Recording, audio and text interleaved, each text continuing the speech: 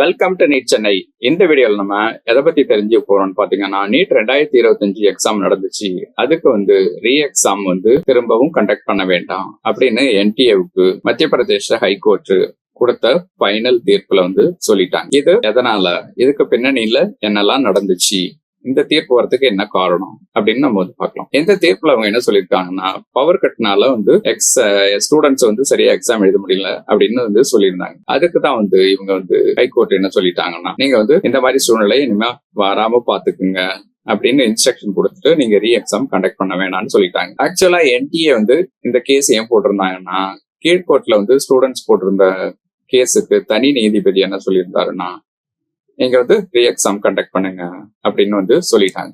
அதை எதிர்த்துதான் இவங்க என்டிஏ மத்திய பிரதேச ஹைகோர்ட்ல கேஸ் போட்டிருந்தாங்க. இப்போ அந்த கேஸுக்கு தான் இந்த ஹைகோர்ட் என்ன சொல்லியிருக்காங்கன்னா, இனிமே இந்த மாதிரி பிரச்சனை வராம பவர் சப்ளை ப்ராப்பரா இருக்கிற மாதிரி என்ஷூர் பண்ணிக்கோங்க.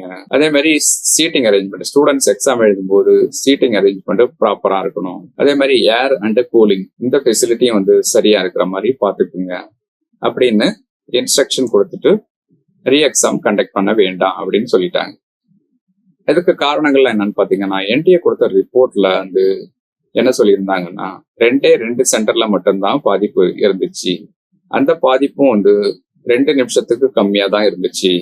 அதனால இதுல பெரிய பாதிப்பு ஸ்டூடெண்ட்ஸுக்கு இல்ல அப்படின்னு சொல்லியிருந்தாங்க. இந்த என்டிஏ சொன்ன இந்த முக்கியமான பாயிண்டையும் மத்திய பிரதேச ஹைகோர்ட் ஜட்ஜஸ் நோட் பண்ணிக்கிட்டாங்க.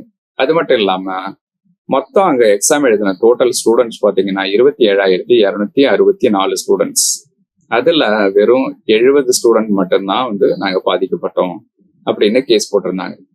சோ இதுவும் ஒரு முக்கியமான பாயிண்ட். இந்த 2 பாயிண்டையும் தான் அவங்க எடுத்துட்டு மத்திய பிரதேச ஹைகோர்ட் ஜட்ஜஸ் இனிமே நீங்க ரீ எக்ஸாம் கண்டக்ட் பண்ண வேண்டிய அவசியம் இல்லை, ஆனா இந்த மாதிரி பிரச்சனைகள் எதிர்காலத்துல வராம பாத்துக்குங்க, அதுக்கு என்னென்ன முன்னேற்பாடுகள்லாம் செய்யணுமோ அதெல்லாம் ப்ராப்பரா செஞ்சுக்குங்க அப்படின்ற இன்ஸ்ட்ரக்ஷன் மட்டும் கொடுத்துட்டு நீங்க ரீ எக்ஸாம் கண்டக்ட் பண்ண வேணாம்னு சொல்லிட்டாங்க. சோ இதுதான் நம்ம இந்த கேஸ்ல தெரிஞ்சுக்கக்கூடிய முக்கியமான பாயிண்ட்ஸ்.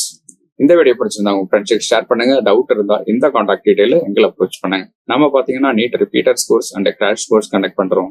அதை பத்தி டவுட்டோ புரிய இருந்தா எங்களை அப்ரோச் பண்ணுங்க. Thank you, all the best.